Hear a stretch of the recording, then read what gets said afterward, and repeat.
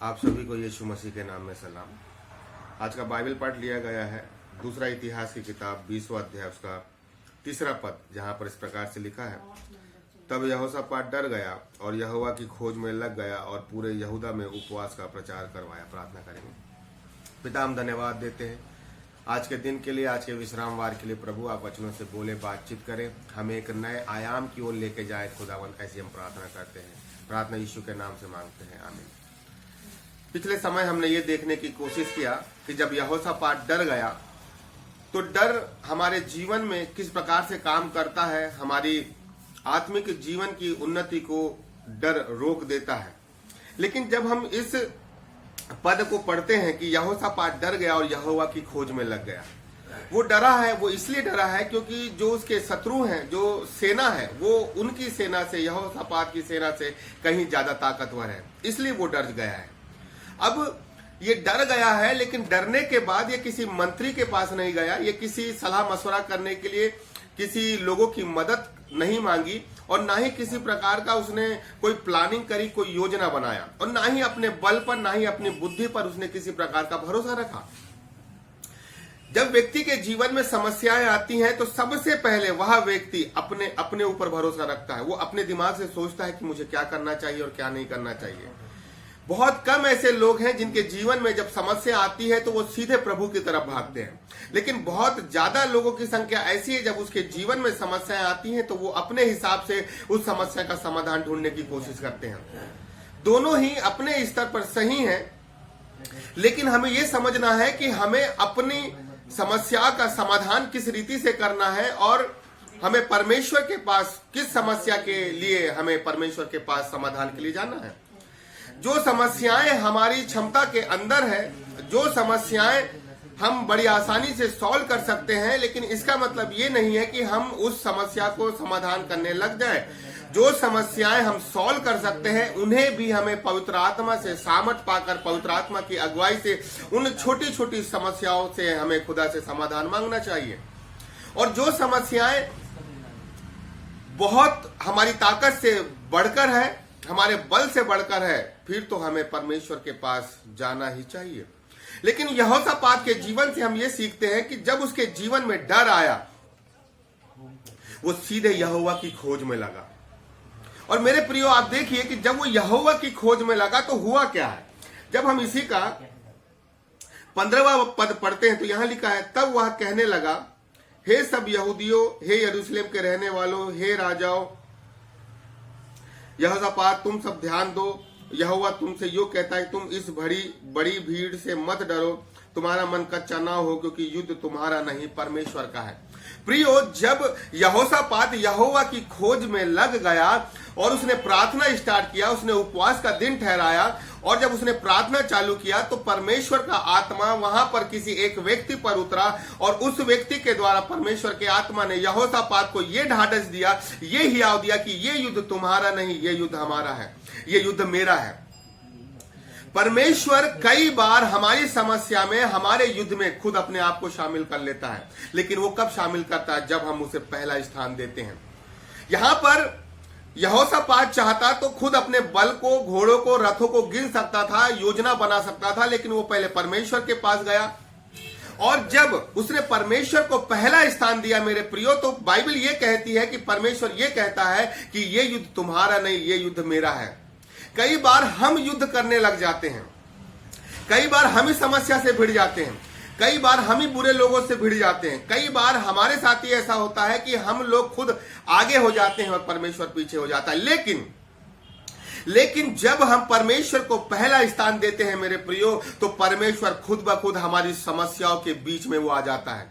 खुद ब खुद परमेश्वर हमारे आगे आगे चलकर हमारे शत्रुओं को, हमसे, हमारी जान को बचाता है। हमें चाहिए कि जब हम पहला स्थान परमेश्वर को देते हैं तो परमेश्वर हर युद्ध में, हर समस्या में, हर विषम परिस्थिति में वो अपने आप को हमारे साथ शामिल कर लेता है। आपको दानियल की वो सिंहों की मांद पता है। मैं इसको ऐसा सोचता हूं कि ठीक है, दानियल को सिंहों की मांद में डालना था, लेकिन मैं ऐसा सोचता हूं कि परमेश्वर पहले से ही सिंहों की मांद में उपस्थित था। अगर आप सदरक मेशक अबेदनगो के बारे में जाने तो परमेश्वर पहले से ही आग के भट्टे में था। मेरे प्रियो, जो व्यक्ति परमेश्वर को पहला स्थान देता है तो समस्या में हम पहले नहीं जाते, विपत्ति में हम पहले नहीं जाते, युद्ध में हम पहले नहीं जाते, लेकिन हमारा परमेश्वर जिसको हमने पहला स्थान दिया है वो पहले समस्या में चला जाता है, वो पहले युद्ध में चला जाता है, वो पहले हमारी विषम परिस्थितियों में चला जाता है। और मैं आपको बता दूं, हम अगर युद्ध करेंगे तो हो सकता है कि युद्ध जीत भी जाए और हार भी जाए, लेकिन परमेश्वर जब हमारे युद्ध में शामिल हो जाता है ना, तो उसको कोई युद्ध, कोई भी शत्रु, कोई भी सेना उसे हरा नहीं सकती। यहां पर हम देखते हैं कि यहोशापात को परमेश्वर ये हियाव दे रहा है, जो डर गया था, लेकिन परमेश्वर का आत्मा उसको ये हियाव दे रहा है कि तुझे डरने की जरूरत नहीं है, ये युद्ध तेरा नहीं, ये युद्ध मेरा है। मेरे प्रियो, कितने ऐसे विश्वासी हैं जिनके लिए परमेश्वर आगे आगे चलता है, कितने ऐसे लोग हैं जिनके लिए परमेश्वर खुद ब खुद उनकी समस्या में उपस्थित हो जाता है, कितने ऐसे लोग हैं जिनके लिए परमेश्वर खुद उनके युद्ध को लड़ने लग जाता है, उनके समस्या के बीच में खड़ा हो जाता है।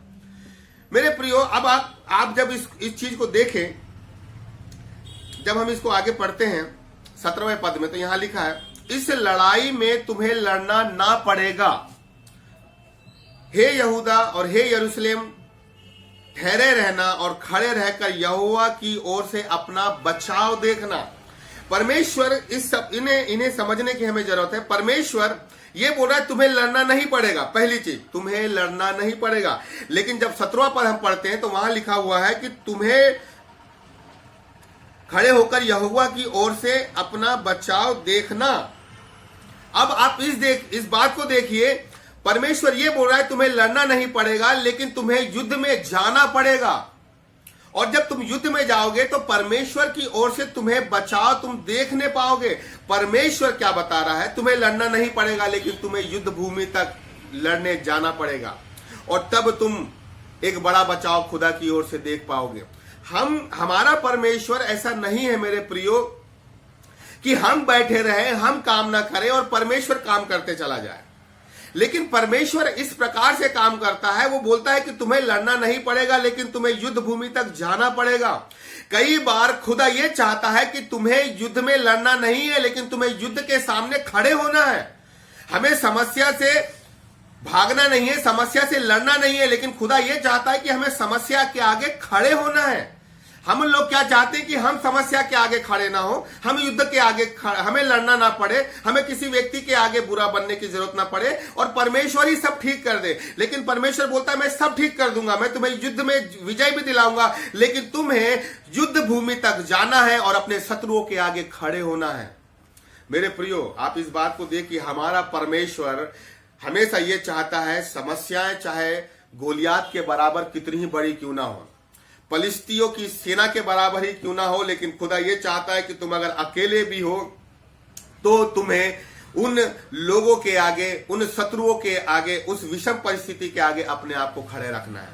हम खड़े नहीं रह पाते, हम लोग भागने लग जाते हैं, हम लोग इधर उधर होने लग जाते हैं। लेकिन खुदा ये बताना मांगता है कि बचाव तुम्हारा कब होगा? बचाव तुम्हारा तब होगा जब शत्रु तुम पर आक्रमण करेगा और तुम्हें समझ में नहीं आएगा कि हमें क्या करना है। जब तुम देखने लग जाओगे कि ये शत्रु हमसे बहुत ज्यादा ताकत में है, बल में है, तब तुम अपना बचाव देखने पाओगे।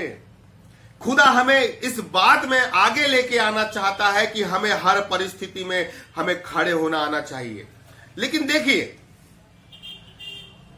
एक चीज जो हमें समझना है कि परमेश्वर हमेशा हमें बचाव के लिए वो तैयार रहता है।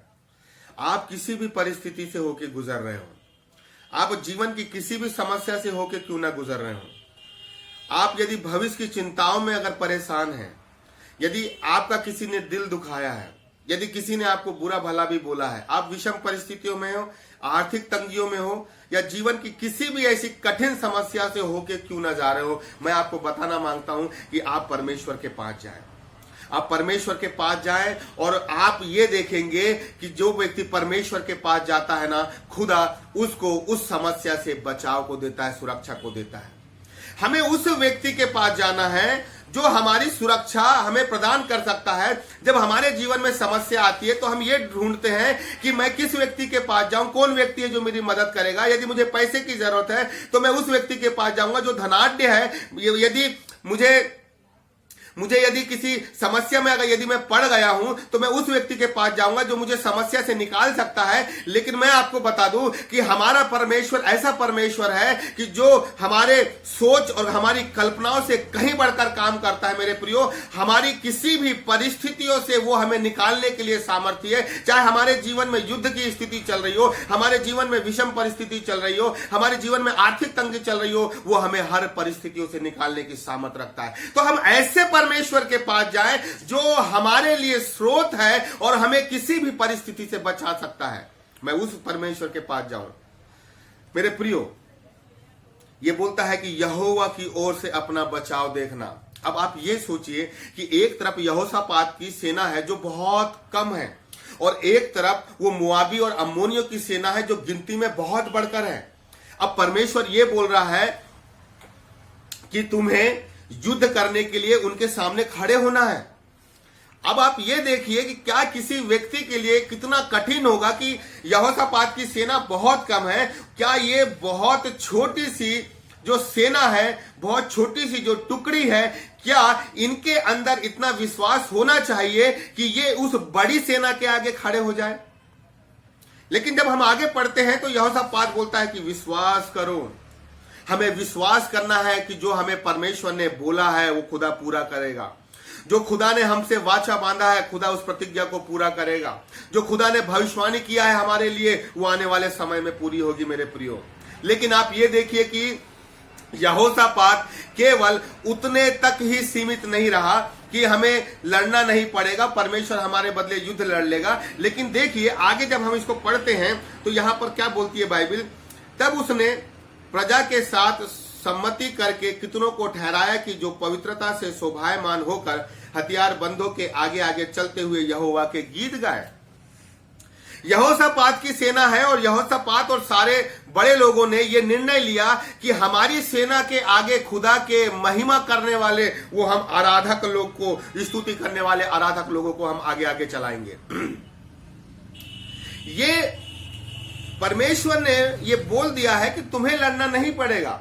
तो यहोशापात को तो बड़ा चैन सुकून से आराम से इस बात का इंतजार करना था कि हाँ भाई, अपन को अब युद्ध नहीं करना पड़ेगा। लेकिन आप देखिए यहोशापात उतने तक सीमित नहीं रहा, लेकिन उसने ये सम्मति किया कि हमारे युद्ध सेना के आगे, हमारे सेना के आगे आगे वो लोग चलेंगे जो खुदा की महिमा करें। यहोशापात ने अपने युद्ध को बेस्ट किया। मेरे प्रियो, यहोशापात ने अपने सेनाओं के आगे आगे खुदा की महिमा करने वाले आराधकों को ठहरा दिया। अब आप इस बात को देखिए कि जो खुदा इस वचनों के माध्यम से हमें संदेश देना मांगता है कि जब जीवन में सामने से समस्याएं आए, जब सामने से विषम परिस्थिति आए, जब सामने से बहुत से लोग हम पर आक्रमण करें और खुदा हमें ये बोले कि ये युद्ध तुम्हें लड़ना नहीं पड़ेगा, लेकिन हमें ये समझना है कि उन शत्रुओं के आगे, उन सेनाओं के आगे हमें खुदा की महिमा करने के लिए अपने हृदय को खोलना है। मेरे प्रियो, खुदा ये चाहता है कि हम हर परिस्थिति में खुदा की महिमा करें। खुदा ये चाहता है कि परिस्थितियां, परेशानियां कैसी भी क्यों ना हो, लेकिन हम उन समस्याओं के आगे हम खुदा की महिमा करें। उन विषम परिस्थितियों के आगे आत्मा की सच्चाई से हम खुदा को, उसके नाम को ऊंचा उठाएं। यहोशापात ने अपने सेना के आगे आराधकों को ठहरा दिया। जबकि युद्ध यदि होता है तो सामने वाले जो सेनाएं आती हैं, मेरे प्रियो, हमें भी उन सेनाओं के आगे हमें सेना रखना होता है। तीरंदाज के आगे तीरंदाज रखना पड़ता है। ढाल वालों के आगे ढाल वाले, तलवार वालों के आगे हमें रखना पड़ता है। लेकिन ये लोग, आप ये देखिए कि इन लोगों ने उन शत्रुओं की सेना के आगे, उन शत्रुओं के तलवारों के आगे, उन शत्रुओं के भालों के आगे, मेरे प्रियो, शत्रुओं के सेनाओं के आगे उन्होंने क्या रखा? उन्होंने खुदा की महिमा को रखा, उन्होंने खुदा की स्तुति को रखा। जब जीवन में समस्याएं आए तो आप इस बात को समझें कि आपको उसके आगे खुदा की महिमा करना है। और हम जानते हैं कि कैसे 7वें दिन उन्होंने 7 चक्कर लगाया और खुदा की महिमा को किया और वो यरीहो की दीवार टूट गई। मेरे प्रियो, यदि आप खुदा की महिमा कर रहे हैं, आप खुदा के नाम को ऊंचा उठा रहे हैं, खुदा की स्तुति कर रहे हैं, तो बड़े से बड़ी यरीहो की दीवार को टूटना पड़ेगा। बड़े बड़े शत्रु जो आप पर चढ़ाई करने के लिए आ रहे हैं, उन्हें ये युद्ध हारना पड़ेगा। लेकिन उन शत्रुओं के आगे अपने तलवार नहीं, अपने हथियार नहीं, लेकिन जो हमारा सबसे बड़ा हथियार है वो खुदा की महिमा है, खुदा की स्तुति है। इसलिए उनकी तलवार के आगे, उनकी सेना के आगे हमें अपने तलवार, अपने भाले नहीं, लेकिन खुदा की महिमा रखना है। हमारा कौन सा हथियार है? हम विषम परिस्थिति में कौन से हथियार से लड़ते हैं? हम विषम परिस्थिति में कौन से हथियार को बहुत अच्छे से चलाना जानते हैं, लेकिन बाइबल ये बोलती है कि विषम परिस्थितियों में अपने शत्रुओं के आगे हम खुदा की महिमा का, खुदा की स्तुति का हथियार उपयोग में लाएं। मेरे प्रियो, डरना नहीं है। खुदा का आत्मा हमें सामर्थ्य देता है। खुदा का आत्मा हमें अपने में इतनी हियाव देता है मेरे प्रियो कि हम बड़े से बड़े युद्ध को हम बड़ी आसानी से जीत जाए। यदि हम यूहन्ना की किताब निकालते हैं तो यूहन्ना की किताब में एक बहुत अच्छा पद है जिसको हम समझने की कोशिश करते हैं। उसका 20वां अध्याय, उसका 22वां पद। यहां कहकर उसने उन पर फूका और उनसे कहा, पवित्र आत्मा लो। ये चेले अपने आप को एक कमरे में बंद करके रखे हुए हैं कि यीशु मसीह मर गया है और यहूदी लोग इनके जान के दुश्मन हो गए हैं, और ये डर कर अपने आप को एक कमरे में बंद करके रख दिए। मेरे प्रियो, ये डरे हुए हैं, ये सहमे हुए हैं, इन्होंने दरवाजा अंदर से बंद कर दिया है। लेकिन जब यीशु मसीह इस कमरे के अंदर आता है, इन पर फूकता है कि लो पवित्र आत्मा लो, तो यही व्यक्ति पवित्र आत्मा की सामर्थ पाकर जिन जिन लोगों से डर रहे थे उन लोगों के सामने खड़े हो गए। मेरे प्रियो, जिन जिन लोगों से ये डर कर सहमे हुए थे, इन्होंने अंदर से दरवाजे को खोल दिया, और जो यहूदी लोग इनकी ताक में थे वो उन यहूदी के सामने आ गए। मेरे प्रियो, पवित्र आत्मा हमें उन व्यक्तियों के आगे खड़ा कर देता है जिनसे हम भाग रहे होते हैं। पवित्र आत्मा हमें उस समस्या के आगे खड़ा कर देता है जिस समस्या से हम भाग रहे होते हैं। पवित्र आत्मा हमें इतनी सामर्थ, हमें इतना निडर बना देता है कि जिस सेना से, जिस युद्ध से हम भाग रहे होते हैं, हमें उसी युद्ध में वो पवित्र आत्मा हमें खड़ा कर देता है। इस बात को समझना है कि हमें खुदा की आत्मा में इतना अपने आप को आगे लाना है कि कोई बड़ा सा बड़ा युद्ध भी हमारे लिए छोटा सा हो जाए। कितनी भी बड़ी समस्याएं हमारे जीवन में क्यों ना हो, कितना बड़ा भी युद्ध हमारे जीवन में क्यों ना हो, लेकिन पवित्र आत्मा की हमें सामर्थ अपने अंदर लेना है। और जिन जिन व्यक्तियों से, जिन जिन परिस्थितियों से हम भाग रहे हैं मेरे प्रियो, पवित्र आत्मा हमें उनके आगे खड़ा कर देगा। हमारा खुदा हर एक व्यक्ति को हर एक समस्या के आगे एक मजबूत चट्टान के रूप में खड़ा करना मांगता है। वो हमें लोहे के खंबे और पीतल की शहरपनाह बनाना मांगता है। लोहे के खंबे क्यों मेरे प्रियो? लोहे के खंबे इसीलिए क्योंकि जब सूरज की रोशनी लोहे के खंबे में पड़ती है तो लोहे का खंबा गर्म हो जाता है, तपने लगता है। और यदि खुदा हमें लोहे के खंबे बनाना मांगता है तो हमारा सूरज यीशु मसीह है मेरे प्रियो। जब हम यीशु मसीह के संपर्क में आते हैं तो उसकी आग से, उसकी सामर्थ से हम लोग भी तपने लग जाते हैं, हम लोग भी आग से भर जाते हैं, हम लोग भी सामर्थी हो जाते हैं। तो जो लोग हम पर चढ़ाई करते हैं, चढ़ाई करना तो बहुत दूर की बात हो गई है, वो हमें छू भी नहीं सकते, क्योंकि किसी आग के खंबे को चढ़ना तो बहुत दूर की बात हो गई, उसको कोई छू भी नहीं सकता। मेरे प्रियो, खुदा ये बताना मांगता है कि मैं तुम्हें ऐसे लोहे के खंबे बना दूंगा जिस पे चढ़ना तो बहुत दूर की बात हो गई, उसको तुम्हें कोई छू भी नहीं सकता। मैं तुम्हें पीतल की शहरपनाह बना दूंगा कि तुम पर कोई चढ़ना तो बहुत दूर की बात है, तुम्हारा कोई नुकसान भी नहीं कर सकता। लेकिन खुदा ये चाहता है कि हमारे जीवन से जो एक डर, चाहे वो परिस्थितियों के लिए है, चाहे विषम कंडीशन के लिए है, चाहे युद्ध के लिए है, चाहे शैतान की ताकतों के लिए है या भविष्य की चिंताओं के लिए, ये खुदा ये चाहता है कि हम इस डर से उभरे। आज बहुत से लोग हैं जो विश्वास से जीवन नहीं जी रहे, बहुत से ऐसे लोग हैं जो डर से अपना जीवन जी रहे हैं मेरे प्रियो। लेकिन हमें समझना है, खुदा ने हमें डर का आत्मा नहीं, लेकिन खुदा ने हमें सामर्थ का आत्मा दिया। उस सामर्थ का आत्मा से, खुदा जो मुझे सामर्थ देता है, उससे मैं बहुत कुछ कर सकता हूं। इसीलिए आप एक बात को समझ जाए, अपने जीवन से डर को निकाल दे, क्योंकि जहां पवित्र आत्मा है वहां डर नहीं, और जहां डर है वहां पवित्र आत्मा नहीं। अगर आपके जीवन में डर है, पवित्र आत्मा आपको कभी भी उत्साही नहीं बना सकता। लेकिन यदि आपके जीवन में डर नहीं है तो पवित्र आत्मा बहुत ऐसे आपके जीवन में काम करेगा। इसीलिए आप हर एक समस्या के आगे, उन विषम परिस्थितियों के आगे खुदा की महिमा करें मेरे प्रिय। और आप अपने जीवन में देखेंगे कि बड़े से बड़े यरीहो की दीवार कैसे टूट रही है। आप ये देखेंगे कि बड़े से बड़ा युद्ध बड़ी आसानी से, हमें लड़ने की जरूरत भी नहीं पड़ रही है और परमेश्वर बड़ी आसानी से आपके युद्ध को जिता देगा। आप यदि किसी समस्या में हैं, किसी विषम परेशानियों में हैं, आप जीवन की चिंताओं में हैं और आप ये सोच रहे हैं कि पता नहीं आने वाले समय में मेरे साथ क्या होगा, मेरा भविष्य कैसा होगा, मैं आत्मिक जीवन में किस रीति से आगे बढ़ जाऊंगा, बड़े बड़े युद्ध है, बड़ी बड़ी समस्याएं मेरे हर एक उम्र के पड़ाव में है, मैं कैसा करूंगा। लेकिन मैं आपको बता दूं, आपको ये चिंताएं और डर करने की जरूरत नहीं है। आप परमेश्वर के पास जाएं, परमेश्वर के सामने अपनी सारी समस्याएं रखें और आप ये देखेंगे कि आप जीवन के किसी भी पड़ाव से होके क्यों ना गुजर रहे हो, लेकिन खुदा आपके जीवन के हर एक पड़ाव की, हर एक समस्याओं को खुदा खुद ब खुद लड़कर आपके लिए उस सकरे मार्ग को चौरस कर देगा। बड़े बड़े पहाड़ों को वो ढाए ढाए करके वो मिट्टी के समान, धूली के समान कर देगा। आपको समझना है कि आप खुद उस समस्या से लड़ने जाते हैं या आप परमेश्वर को अपने आगे इनवाइट करते हैं कि वो आपके लिए लड़े।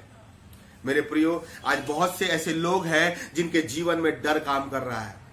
आज बहुत से ऐसे लोग हैं जो 666 की मुहर के मारे डर रहे हैं, उस चिप के मारे डर रहे हैं।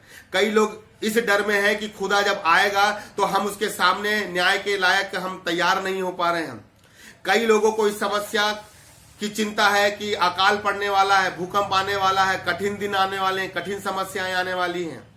कई लोग इस चिंता में, इस डर में है कि भूकंप आने वाला है, अकाल आने वाला है, भूखमरी आने वाली है। कई लोग इसकी चिंता में हैं।